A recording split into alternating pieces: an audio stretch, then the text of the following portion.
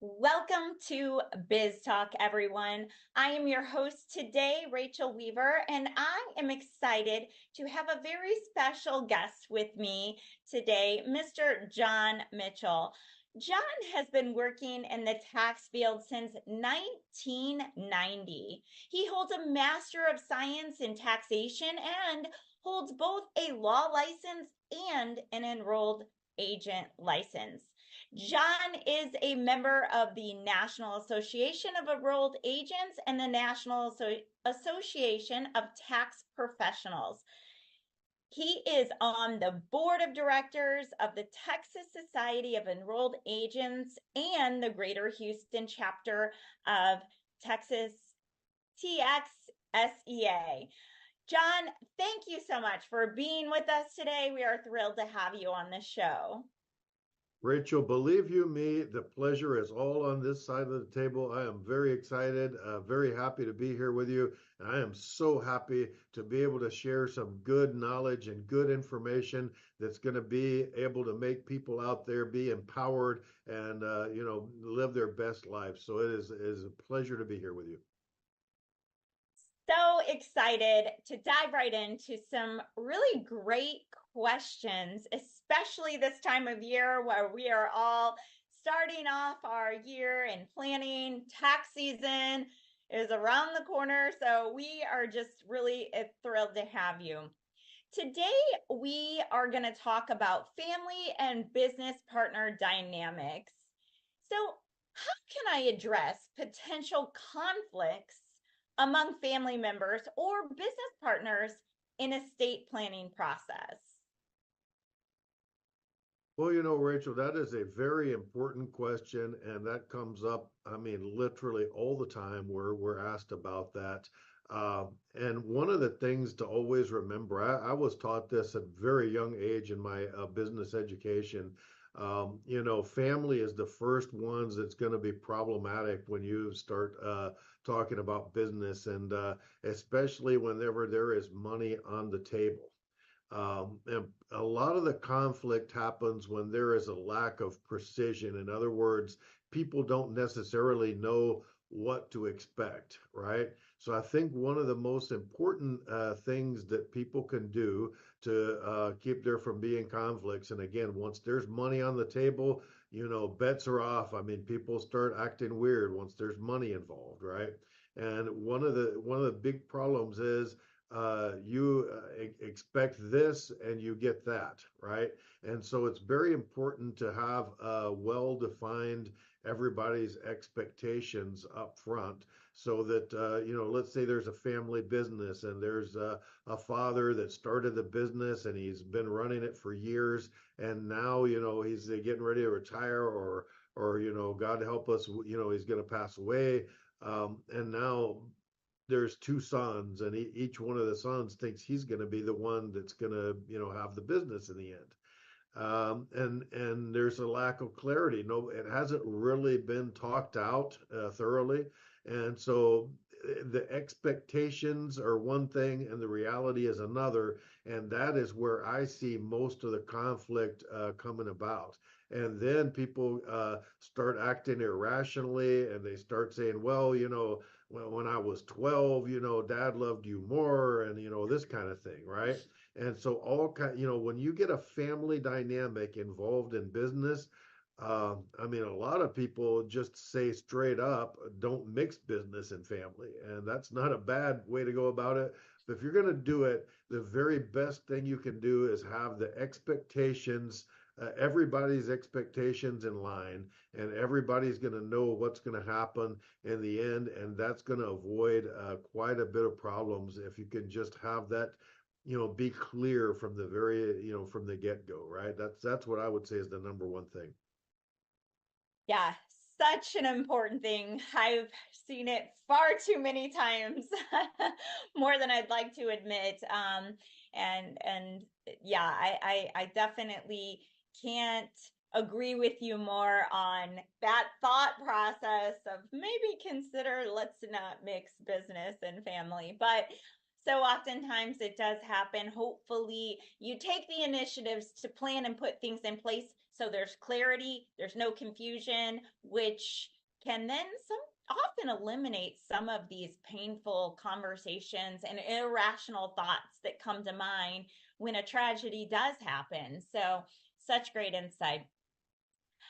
Can you tell us, are there ways to ensure that my business's management and ownership structure align with the wishes of the stakeholders?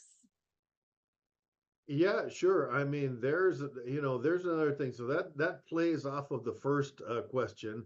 Now the next question is, okay, make sure everybody's expectations are understood, and make sure that everybody understands what's going to happen. But the other thing is, once you've made that determination, because I mean, honestly or otherwise, people tend to forget. Years go by and they forget the details of what was decided. How are we going to do it? And now I don't remember, because these are very stressful times. Change is tough. Change is difficult. And so people are going through changes, maybe even up to and including the death of a loved one. And so add to that the stress of trying to take over a business and manage it. I mean, I think that one of the biggest things, and I've hammered this time and time again, like they say in real estate, location, location, location. Well, planning, planning, and more planning, right? So plan early and plan often and keep on planning. So one of the things you want to do is make sure, once these expectations are all lined out and everybody knows what to expect, when dad goes on to happier hunting grounds, which one of the two sons is going to take the lead in the business, so to speak, given that example. And so then what you want to do is have all of that in writing. And so it's going to be very important to have updated and constantly, I would say at least on a yearly or bi-yearly basis, to be up, going through those plans, have a sit down formal family meeting and say, okay, pull out, blow the dust off of the business plan and say, okay, operating agreement. What are we going to do? How are we going to update it? Make sure that everything's in writing and everything is clearly lined out. And that's going to be, those documentation, man, that's going to be your best friend, when everything goes down, because that's what you're going to be able to rely on. And you're going to know that those documents were prepared, everybody participated, and it was done when everybody was thinking clearly and everybody it was in their right state of mind. And that's going to be very important. You're going to be glad that you took those initiative and did that up front. Love that. Such great information. So, what provisions can be made to protect the interests of non-active family members or partners? One of the things that I've seen done, make use of trust, and trust can have a trustee that's looking out for the interest of beneficiaries. So and that is a fiduciary duty once you have a trust established. And so even if people are not active in the business, but they have an interest, if there's a trust established, that's going to give you some protection with that obligation to act as a fiduciary. When you're a fiduciary, you have to act in the best interest of whoever the beneficiary is. So that would be one way to go about it. And there can be language in operating agreements and such, so that things can be mediated between the parties. There can be protections put into place, and that is very important. Again, just like question number two. So one thing rolls over into the other, right? So just like question number two, get all of that set up beforehand and know how it's going to work, and that way everybody can be protected. That's going to be probably your best bet. Mm-hmm. Such great information. Truly appreciate that. So tell us, where can we find you? Absolutely. Well, if you're looking for me, I am not hard to find. We are at Cantrell and Cantrell, which is just south of downtown here in Houston, Texas. We're in the Greenway Plaza area. But never fear if you're not in the Houston area. We have clients in different states in the United States and even internationally. So we can be found on the internet, cctaxlaw.com. I can be reached on the telephone, 713-333-0555. And also, you can send me an email, and my email is jmitchell@cctaxlaw.com. I don't charge in it for an initial consultation. So if you think you might need a lawyer, especially for, even estate planning or any of that stuff, but especially taxes, that's my forte. So you can contact me, and somebody in our firm will probably be able to help you if your situation is anywhere in that general realm of subject matter. So we're very happy to talk to you. I'll talk to just about anybody. So give me a call or shoot me an email. No problem at all. Thank you so much. Such a pleasure to have you with us today, John. And we look forward to having you back again very, very soon. With that, we will be right back after this commercial break.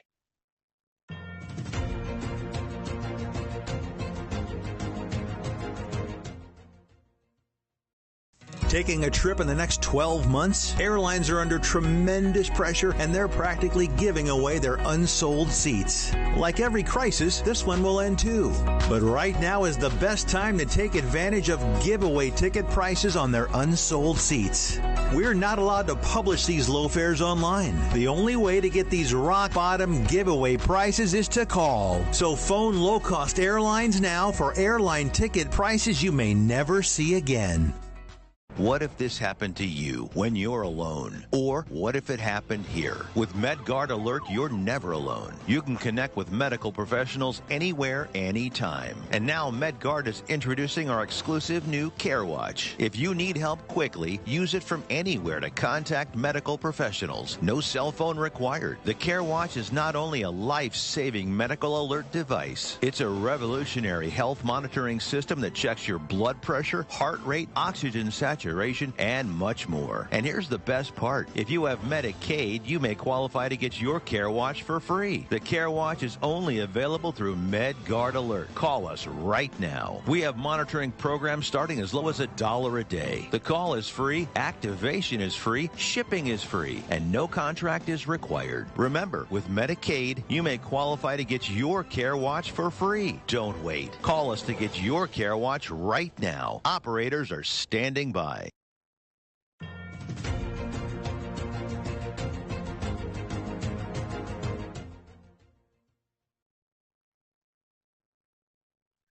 Welcome back to Biz Talk. I am your host, Rachel Weaver, and I have a very special guest with me today, Miss Linda Hamilton. Linda, it is such an honor and pleasure to have you with us today. Linda is an incredible CEO, and she is doing a lot in the terms of helping coach, grow, scale, and profit businesses with women. Is that correct, Linda? Yes, that's right. I really enjoy working with women business owners, helping them build profitable, resilient businesses. I love that. Well, I'm excited to dive right in. Can you tell us, why should people use a one-page business plan? I love that question because it's often people think a business plan has to be a very long document. I use a variation of the one-page business plan created by Jim Horan, and he was a friend and mentor of mine. It's been used by thousands of business owners, sales teams, corporate departments, for more than 20 years. And I like to quote Jim when he says, the one-page plan does something outrageous. It causes very busy people to stop and think. And just to get around a few myths about writing a business plan, those are that it has to be long to be good, that it we'll have no use for it after we write it. It's only good for financing. And it's that tedious, long process that takes months. And my business is too small. None of that is true. We have successfully used this one-page business plan to capture people's ideas about their business that are all in their heads. I absolutely love that. I know that I was one of those people for a long time that just dreaded writing a business plan. But really, because I am a creative thinker and I have so many ideas, it really helped me stay focused when I do sit down and write business plans. And now, for every business, before I start, I write a plan. And I try to really stick to that. And it's really helped me in so many ways. It's to help keep me grounded and focused. And I've been able to grow. So I love that you said that. Tell us, what should be the key components of a one-page business plan? That's a great question. And I'm glad you said you write plans, because businesses that plan do grow 30% faster. That's what statistics show. So there are 5 components on a page, or 5 sections, so to speak. The first is your vision. Where are you taking this business? What is it going to look like in 3 years? Who will you be selling to? It will be national, will it be local? Who's your niche? What hat are you wearing as the business owner? Are you still in the weeds as the technician, or are you wearing a CEO strategic visioning hat? The second section is a mission, or your purpose. Some people call it your why. Why does your business exist? And who do you serve as your customers? For example, when I work with clients in my Grow Profit Scale, my mission is to help women business owners build profitable and resilient companies so that they thrive. So it's a short mission. It really helps you guide your decisions of the type of business you take on each year. The next section is goals. Goals or objectives. We want those to be aligned with vision and mission, because otherwise you're going in a direction you never planned to go. So it's really important to have that alignment. Do you want to grow fast and furious, or slow and steady? What are your goals for increasing profits? Maybe for decreasing things we want less of. Those are things you can put in the plan. And the last 2 sections, one is strategies. How are we going to grow this business? How are we going to meet those goals we just wrote about growth and profitability? And then action plans, kind of the big projects, not a to-do list, because we are fitting it on a page. And that basically says that, because 60% of business owners around and CEOs around the world said that the reason strategies fail is due to lack of execution. So we need that action plan to help motivate us to be accountable. Yes, I absolutely love that. What would you say are the best practices for updating and using a one-page business plan effectively? Well, because it's designed to be very, it's an easy, fast way to write a plan, right? And to actually set the goals. So it really simplifies your planning process, and it captures your thoughts about the direction you're taking your business. So that helps you set clear goals and strategies. And, what do you actually want to put on paper? And once you put it on paper, that's what you're going to focus on for, say, the next 12 months. Your vision might look forward for the next 3 years. But in a short term, we want to say, how are we tracking on this business plan for the next 30 days? Where are we going for the next quarter? And so that's a best practice, is revisiting your plan, reviewing it. What if you have goals in there that you haven't made any progress on? Well, maybe it's the wrong time for that goal. Maybe you want to write something different in your plan, because you're not ready for that yet, or you've chosen a different direction. And it's very easy to adjust the plan, because it's one page. We don't have to take out a 50-page document and adjust it and tweak it or pivot, as we have so many uncertainties with the economy, and that's kind of a fact of business. I absolutely love that. I know for me personally, and for so many people I know, following these strategies, I'm going to tell everyone to make sure they're tuning in and watching this, because there's no better time right now at this time of year when people are setting goals. I believe we can rewrite our business plan almost every year, or we should, in our planning process as we're going through planning for the quarter. Sitting down and following these strategies can really help us to grow profit and scale our businesses, but in actuality, they really can keep us on focus and on point so that we don't get off course and we stay laser focused on the things that we need to focus on to grow profit and scale. That's exactly right. Very well put. It is a wonderful focus tool, and will really help you with the direction you're taking your business, and lots of time to tweak the goal if you need to make adjustments throughout the year. Absolutely. And do you think it's ever too often to really sit down and evaluate your business plan? Would you suggest a team going over that plan maybe quarterly? Or what would your recommendation be to follow this business plan, especially as you're growing a bigger and bigger team and bringing new people in? That's a great question. And so I've used this business plan in workshops I've been teaching for the last 10 years. So hundreds of business owners in my groups with Women's Business Enterprise Council have used it as a tool. We recommend, at a minimum quarterly, but you really want to do it monthly because you're involving your team in the decisions when they're looking at the goals, or maybe your, progress isn't happening, or it could be a lack of capacity. It could be that maybe you need a certain skill that's not on your team, so that you have time. If you're not talking about it, it's not happening. So I think because it's that single page, you can easily share it with your team, and you can have focused discussions. And the power of brainstorming in a group, there's nothing better than that, because otherwise you're in a silo, right? You have a tunnel vision and don't see the whole picture that your team sees. Well, I know I want to go through one of your programs. So tell us where to find you. You can find me on LinkedIn. I would look for Linda A. Hamilton.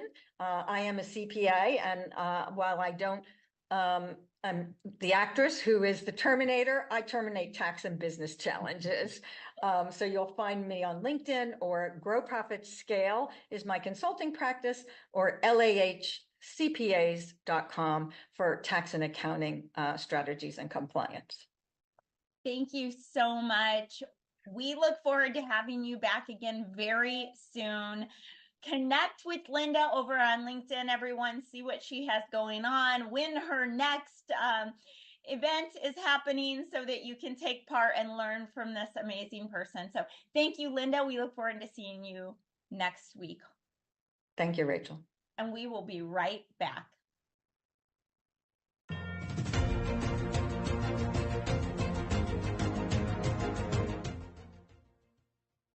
What if this happened to you when you're alone? Or what if it happened here? With MedGuard Alert, you're never alone. You can connect with medical professionals anywhere, anytime. And now MedGuard is introducing our exclusive new Care Watch. If you need help quickly, use it from anywhere to contact medical professionals. No cell phone required. The Care Watch is not only a life-saving medical alert device, it's a revolutionary health monitoring system that checks your blood pressure, heart rate, oxygen saturation, and much more. And here's the best part. If you have Medicaid, you may qualify to get your Care Watch for free. The Care Watch is only available through MedGuard Alert. Call us right now. We have monitoring programs starting as low as $1 a day. The call is free, activation is free, shipping is free, and no contract is required. Remember, with Medicaid, you may qualify to get your Care Watch for free. Don't wait. Call us to get your Care Watch right now. Operators are standing by.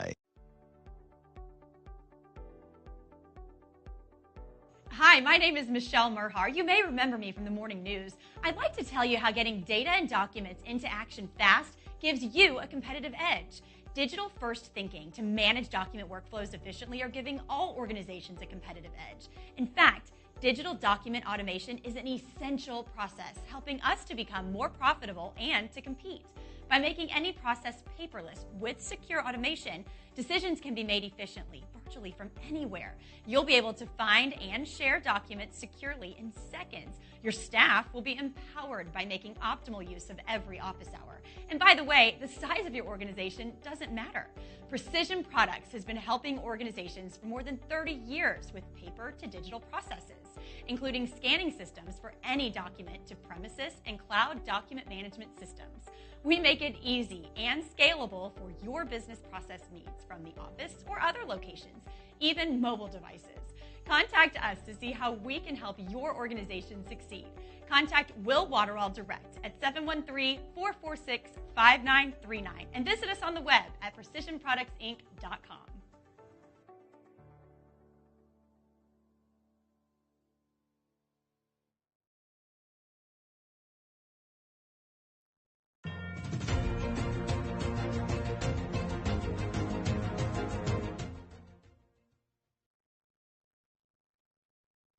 Welcome back to Biz Talk, everyone. I am your host, Rachel Weaver. I am so excited to have with me today Nora Al-Masri. Nora, it is such an honor and pleasure to have you. Nora is an enrolled agent with the IRS, the founder and CEO of Nora's Books, and an international best-selling author. Nora, it's such a pleasure always. Thank you. I'm happy to be here with you again. Thank you so much. Thank you. So I am excited today to talk about nonprofit management, common misconceptions that happen in the nonprofit world. I think some of these happen in all businesses, but especially in the nonprofit world. So I'm excited to dive right in and ask you a few questions, being the expert that you are. Yeah, I can't wait to talk about it because there are so many, but we try to cover as the most important misconceptions. Mm-hmm. So tell us, what are some of the common misconceptions about nonprofit management, and how can debunking these improve organizational leadership? So the really misconception in nonprofit, they think they should be running their nonprofits by board members or volunteers, which board members are usually volunteers anyway. But how can you run a nonprofit which considered a business? So nonprofit is a business. In order to actually be successful, you cannot run it just like a side hustle without considering it as a business. So how can you make that nonprofit, which you should run as a business, be successful with only volunteers? Keep in mind, whether those volunteers are just like volunteers doing anything in the nonprofit or are board members, they have their lives, they have their jobs, they have their families, they have a lot of things going on top of the nonprofits, let alone that maybe they have like so many nonprofits they're involved in. So how can they keep focusing and really give 100% to the nonprofit and make it successful? Realistically, they cannot do that even if they wanted to. It's just not realistic. It cannot be happening. So you really need to have a management team. You really need to build the capacity of the nonprofit by hiring people, by making the board members doing what they're supposed to do, not making them the executives for the nonprofit. They should facilitate the access for the nonprofit leaders. They should just approve, evaluate, not really run the nonprofit, because since they have their job, they have other stuff to do. How long can you wait for them to make a decision?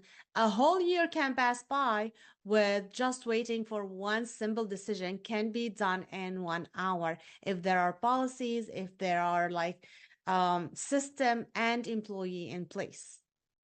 Mm-hmm. So true. Such good insight there. I think that a lot of us get caught up, and I know I'm involved in several nonprofits, and it can be overwhelming. So everything you said rings so true and sounds so on point. With sometimes I feel like we can't do it all, really. So just like you said, even if we want to, we try, but we just can't. So I've been there. I've been there, and I was like, okay, this is what I learned the hard way. I'm trying to let people know, okay, please stop doing this. Yes, yes, love that. So regarding nonprofit finances, what's a prevalent misconception, and how does understanding really contribute to better management when we understand the the the finance side? So I want to talk about like money coming in and money goes out. So coming in, a lot of nonprofits think the only way to bring money is really grants, or maybe this is the large money. And this is no further than the truth, because actually more than 64% of funds come to nonprofits from individual donations. Not only that, they think they can sell products and this way they can raise money. Well, think about it. How much are you going to get from each product? Usually those are small products. They cost you money. You need to have a space for inventory. Even if you're using Amazon, for example, and you don't have a space for that, you still cannot rely on that to bring you income. Yeah, products are great sometimes to get the name out for awareness, but not for fundraising. Another thing they think is like having a gala will raise all the money. Well, you cannot have a gala each month, so therefore, do you want to wait all year to have a gala or two? That's raise money, plus gala cost money. So these are the wrong way to get funded. So a lot of nonprofit leaders, when I speak to them, they think those are the only way to get funding, because they said people are not responding to me. Well, they're not responding to you because you're not getting to ideal donors. See how many nonprofits are there? More than 1.8 million in the US alone. So if you are not tapping into your individual ideal donors, you're not going to be able to get that funds you're looking for. Another misconception with money going out, a lot of nonprofits, and I'm not sure where did this come from, but they think they have to deplete their bank account every single year. Well, if you're depleting your bank account, how are you going to build your capacity? How are you going to pay your people? How are you going to be consulted? How are you going to respond to emergency for your programs? So my thinking, this maybe came from grants. When you have grants, you have a period of time to use it. And if you don't use it, you have to return it. Not all of them, some of them. So maybe this came from this, but this is a specific case to specific grants, to specific agreements, not for everything in a nonprofit. So the leader of the nonprofit have to be careful and this issue. Don't run and rush to deplete your money if it's not something you agreed on with a funder for a specific grants. Wow. Very good. Very good information, because I do think that a lot of people, although I'm someone who would love to go to a gala every month, no, but no, they're so expensive to put on. And so oftentimes it's like you are banking on things to be auctioned just to pay for the gala. And then it's like, we spend all this money on the gala and we have hardly anything to actually put into our nonprofit. So I've been there far too many times. I know all too well. I've seen I enjoy events as well. Like I love organizing events and being at them, but they're not, unless they are actually targeting a specific thing and you already have the fund to support them. Like you said, you don't want to have a gala just to cover the cost of the gala. Then how are you going to support your beneficiaries, right? So true. And I think it happens more often than not. Yeah, that's true. So Rick, how do you address the misconceptions for nonprofit leaders that focus on the mission and not worry about business strategies? I'll ask them one question. How are you expecting to fulfill a mission that does not have a strategy behind it? Even as simple as putting your personal goals, if you do not have a strategy for your personal goals to achieve it, you are not expected to actually accomplish that goal. So when we talking about having a mission for a nonprofit that trying to create an impact, how are you going to achieve that without a business strategy? I like to say to people, and which is very true, if you are not ready to run your nonprofit as a business, then you are not ready to run a nonprofit. And this is actually what inspired me to write my latest book, which was made it actually to best-selling to Amazon last week. And it was all about like, are you ready to create your own nonprofit and manage it, or do you need help with from other people to manage it for you and you just like being a board member there?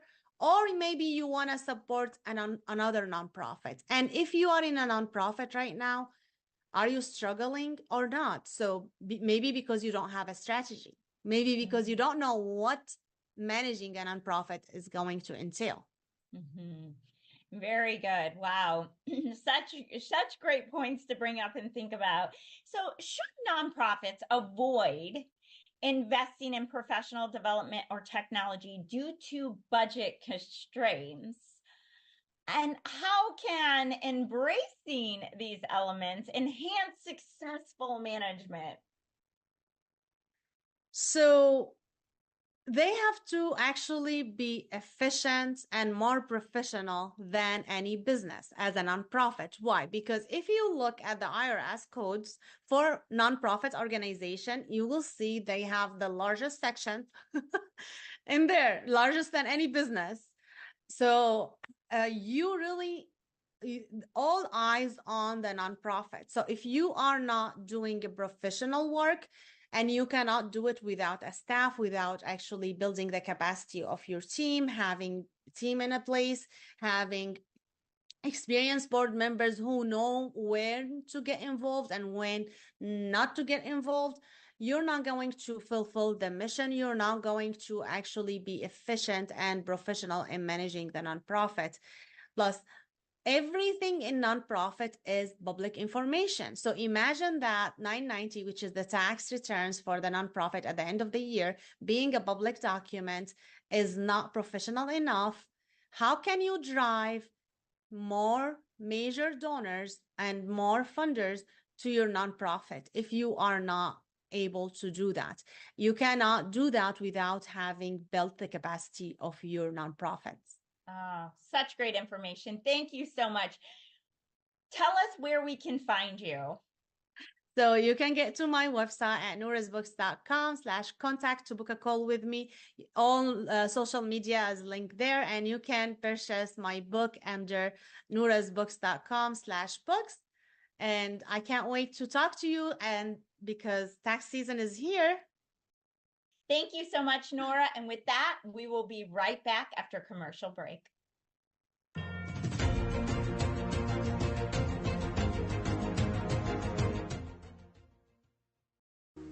Do you have a car sitting around you want to get rid of? Well, here's a great idea. Donate your car now to help local veterans in your area.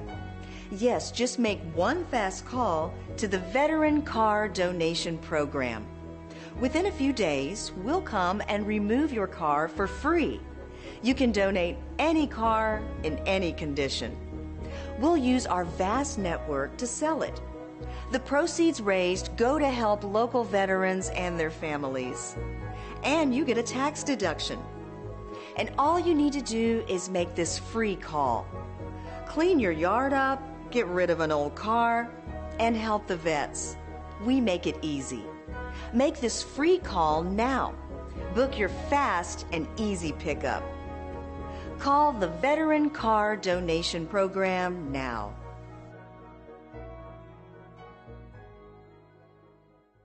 Are you nearly maxed out on your credit cards? It doesn't matter if you're using your credit cards for fun or to survive. At the end of the month, your statements come in, and you can either pay them or you can't. If you can't, late fees and interest rates get tacked on. And now you're struggling just to make the minimum payment due. Do you feel trapped? Am I talking to you? Good, because I personally researched some companies that can help you. They may be able to reduce your credit card balances by 50% and stop the late fees. If you qualify, please call our special debt hotline number right now for a complimentary free 5-minute consultation. Deal with your credit card problem now before it gets much worse and put more money back in your pocket. Trust me, I've been there too. Call right now. Call 855-993-2096 right now. That's 855-993-2096.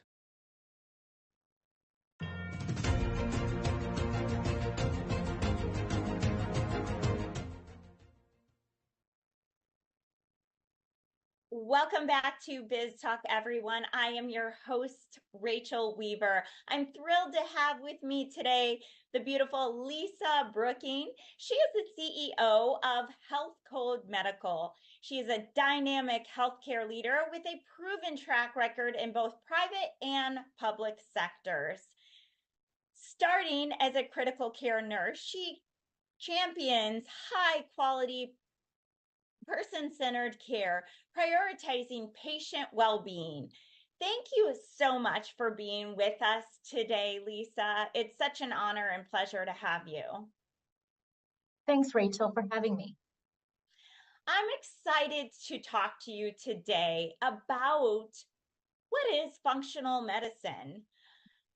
How does functional medicine differ from traditional medicine in its approach to treatment? Functional medicine gets to that root cause. So unlike sick care, where we wait to get sick and then we're on medications that provide a bandage effect, we get to the root cause and we solve the problem and then we can move forward. So in order to prioritize your health, you need to understand what's going on so you can solve the problem and move forward.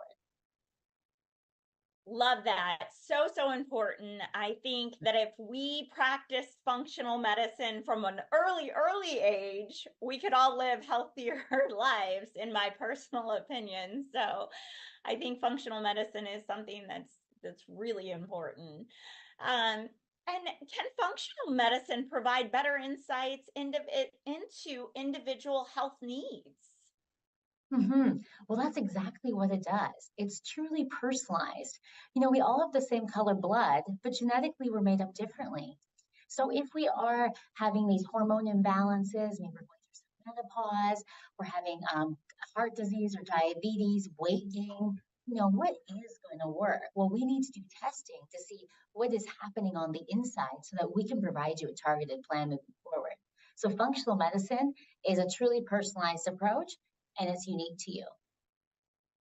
Love that. I think that it's such an important thing. I'm going to ask you a question that's a little off the grid, but how early in life do you think we should start introducing functional medicine? Well, diseases start with 5-10 years before we actually feel that cardiac disease or experience that cardiometabolic diabetes. So really, we should be doing functional medicine at a very early age. It starts with food is medicine, movement is medicine. And then, of course, if things are happening in our life where we think, I feel my mental status has changed. I'm experiencing some depression. I'm gaining some weight. Things are changing in my body. That's when you need to seek testing to see what's going on. But foundational, movement is medicine, food is medicine, sets you up for success. I love that. And how do lifestyle habits and external factors like the environment influence one's health in context of functional medicine? Well, so much. Functional medicine takes a holistic approach. So while we do get down to that cellular genetic level to understand what's going on with your body, we recognize there's other drivers to really influence that gene.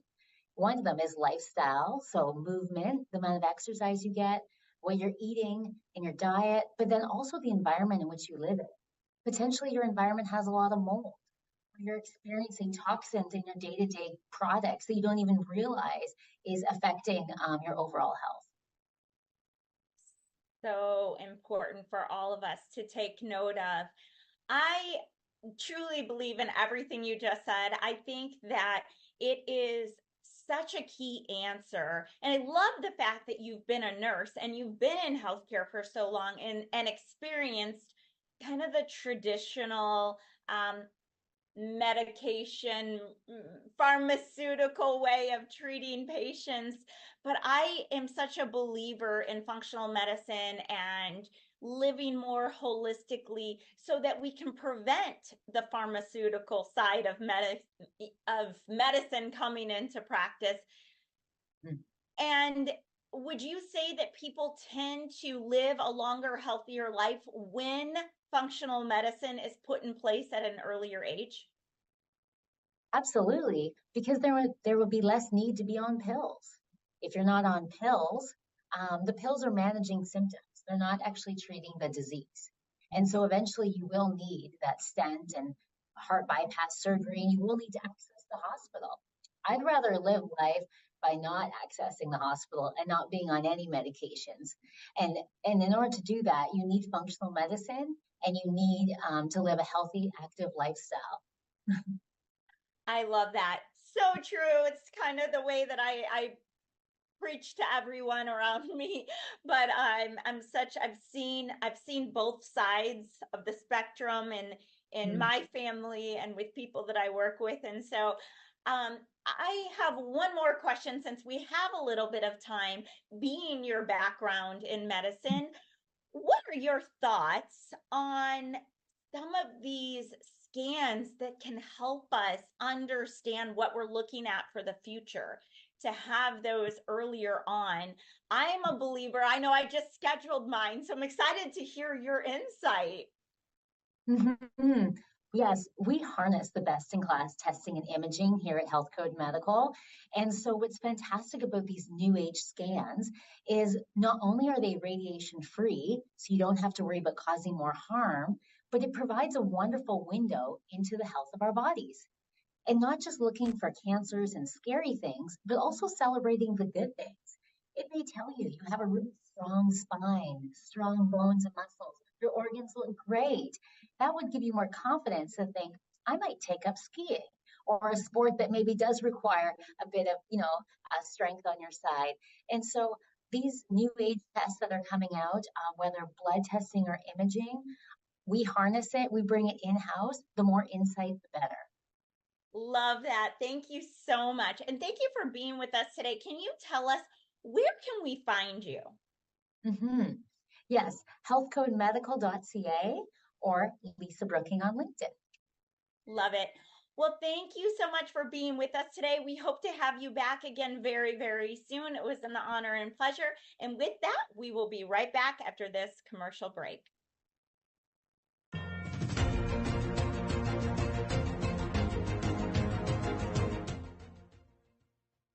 Are you ready to shake up the world of health with me? Welcome to Disruptive Health, where we are flipping the script on traditional wellness. I'm Dr. Denise Brown, and on this show, we are diving deep into the latest trends and breakthroughs in health and wellness. Whether you're curious about nutrition, exploring new therapies, or just want to live your best life, Disruptive Health is your guide. Don't miss Disruptive Health, coming soon to NowMedia TV. Attention timeshare owners. This is an urgent consumer alert from the Timeshare Exit Hotline, a national company specializing in helping consumers legally get out of their expensive timeshare contracts. We're offering you a way to legally get rid of your timeshare. So if you're fed up with the maintenance fees that keep on coming and want to learn if you can terminate your timeshare legally and permanently, call today. Call the number on your screen today. It's a free call.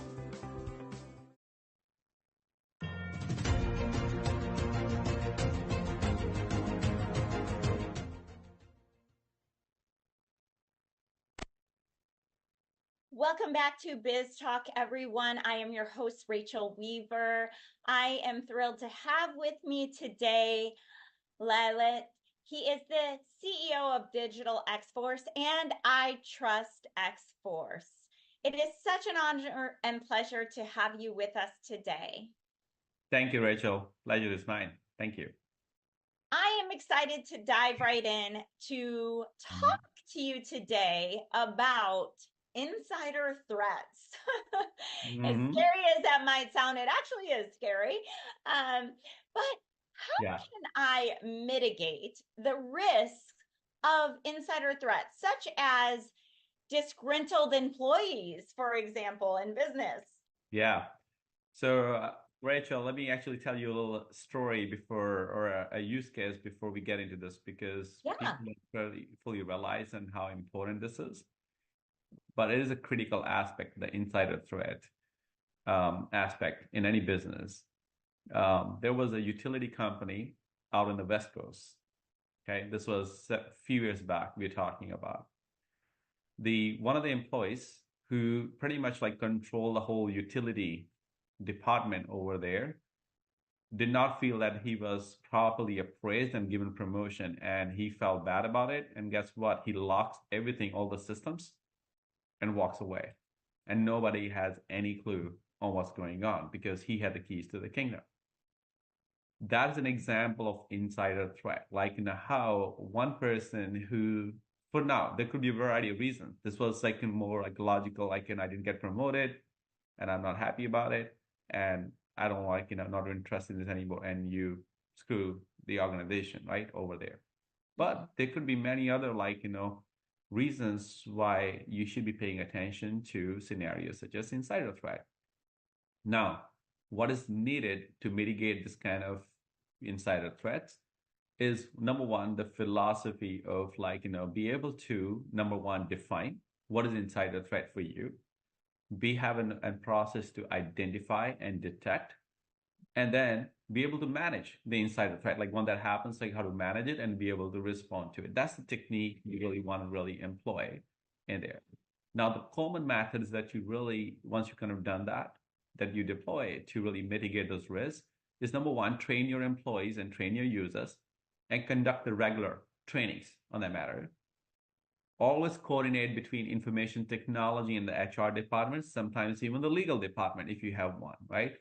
Because there's no shortage, where some instances like this really has happened, and your IT needs to work with the HR and other departments to really make sure these threats are mitigated. Also, expect sometimes the bad things will happen. So have some kind of a threat hunting team in place, or forensics and stuff when those things happen. What if somebody steals your IP, intellectual property, and leaves? What are you going to do then? So you need to have that in place as well. And then, of course, employ the user behavior analytics, because sometimes the behavior of how you're behaving, oh, Rachel is not logging in proper times, or she's trying to access certain files which she never done before. The certain activities they should start doing, or sending a lot of content over the emails, over the wire, or take things at home and other things, right, will crop up. So you got to employ the user behavior analytics solutions to really also make sure you're able to mitigate the risk. So those are some of the common methods you deploy for that. Wow. Super interesting story, first of all, but such great information, because it really is something that we need to keep in mind, especially growing companies, and you become so focused on the growth and maybe build trust in people faster than we might, typically need to. And this can bring about things that we don't want to think about, but we really should. So exactly, such great information. So what tools and practices can help in monitoring employee behavior for potential threats, so we know what to watch for? Well, some of the kind of tools and technology, or even call as procedures, right, that you can deploy for insider threat prevention, that will include, start with setting some kind of a policy, some kind of point of reference, what you should do and how to really deploy such things. Then always kind of like, put together some kind of a threat detection governance program, like including who are the stakeholders, like from legal or from IT or from HR that needs to be notified when something like this happens, right? And who needs to follow. Especially in a country like ours, like in the US, you can also be victim of where people like feel like discriminated because you might like take certain action and people might sue you for certain things as an employer doing why you're taking that action. So it's very important your policy defines those matters and then how you really kind of trying to mitigate threat while not like invading into the privacy of the users itself, right? The other thing then is like secure your infrastructure, your network, like including what if Rachel has access to all the data on the servers or in her machine and she can plug in a USB drive and take all the data out, right? Or she has access to social media and she can blast if she's not happy with something or she finds like some other motivation, she blasts all my data on the social media and stuff. How to like really protect that infrastructure, the network, and also map your exposure.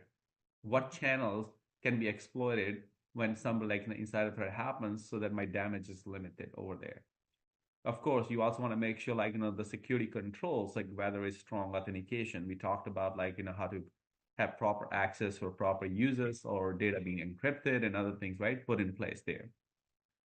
Prevent any kind of data exfiltration. Like one of the most common use case that we really see when insider threat happens, people want to take all your sensitive data and the files or IP like away with you.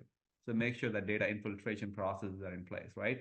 And always monitor any kind of like ideal data that's sitting in your environment, like why or this idle accounts, because they can come back and like really be used for malicious purposes. So these are some of the things like as the best practices for insider threat prevention in any environment.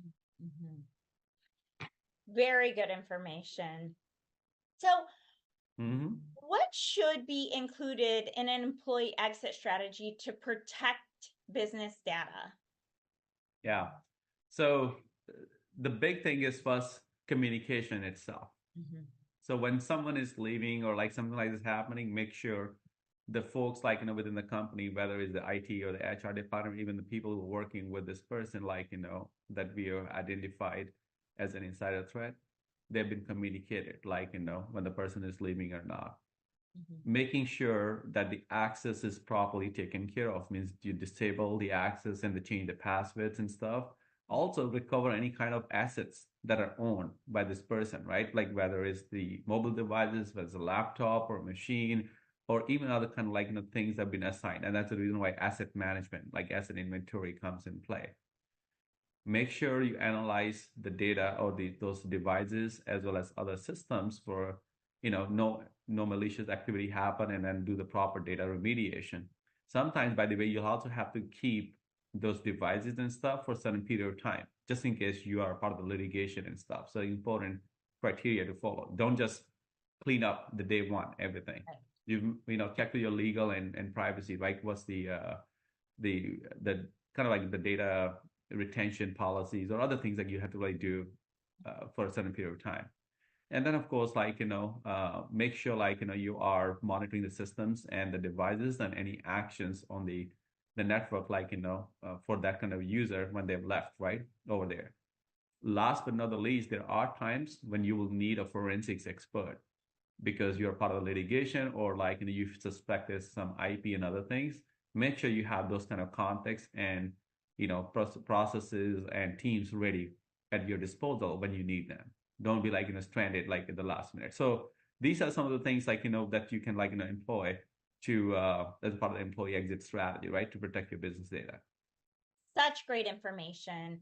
Really appreciate you being on and sharing your expertise. Where can we find you? Well, you can reach us on our websites, whether it's digitalxforce.com or itrustxforce.com. There's a lot of valuable data information provided and shared every day, every week with the audience. Of course, they can send us an email, and the email addresses are part of those websites as well. Or they can reach us on the social media such as LinkedIn, Lalit Alwalia on LinkedIn, and you can find that information too. Thank you so much.